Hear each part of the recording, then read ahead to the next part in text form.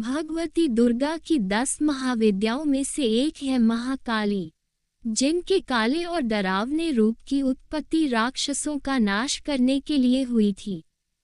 यह एकमात्र ऐसी शक्ति है जिनसे स्वयं काल भी भय खाता है। उनका क्रोध इतना विकराल रूप ले लेता है कि संपूर्ण संसार की शक्तियां मिलकर भी उनके गुस्से पर काबू नहीं पा सकती। उनके इस क्रोध को रोकने के लिए स्वयं उनके पति भगवान शंकर उनके चरणों में आकर लेट गए थे।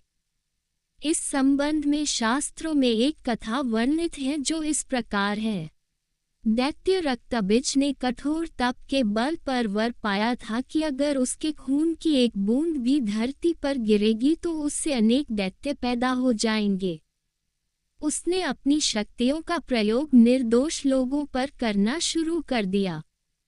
धीरे धीरे उसने अपना आतंक तीनों लोकों पर मचा दिया। देवताओं ने उसे युद्ध के लिए ललकारा। भयंकर युद्ध का आगाज हुआ। देवता अपनी पूरी शक्ति लगाकर रक्तबिज का नाश करने को तत्पर थे, मगर जैसे ही उसके शरीर की एक भी बूंद खून धरती पर गिरती, उस एक बूंद से अनेक रक्तबीज पैदा हो जाते। सभी देवता मिलकर महाकाली की शरण में गए। मां काली असल में सुंदरी रूप भगवती दुर्गा का काला और डरावना रूप है, जिनकी उत्पत्ति राक्षसों को मारने के लिए ही हुई थी। महाकाली ने देवताओं की रक्षा के लिए विकराल रूप धारण कर युद्ध भूमि में प्रवेश किया। मां काली की प्रतिमा देखें तो देखा जा सकता है कि वह विकराल मां है, जिसके हाथ में खप्पर है, लहू टपकता है तो गले में खोपड़ियों की माला है, मगर मां की आंखें और हृदय से अपने भक्तों के लिए प्रेम की गंगा बहती है। महाकाली ने राक्षसों का वध करना आरंभ किया, लेकिन रक्तबीज के खून की एक भी बूंद धरती पर गिरती तो उससे अनेक दानवों का जन्म हो जाता, जिससे युद्ध भूमि में दैत्यों की संख्या बढ़ने लगी। तब मां ने अपनी जिह्वा का विस्तार किया। दानवों का एक बूंद खून धरती पर गिरने की बजाय उनकी जिह्वा पर गिरने लगा। वह लाशों के ढेर लगाती गई और उनका खून पीने लगी।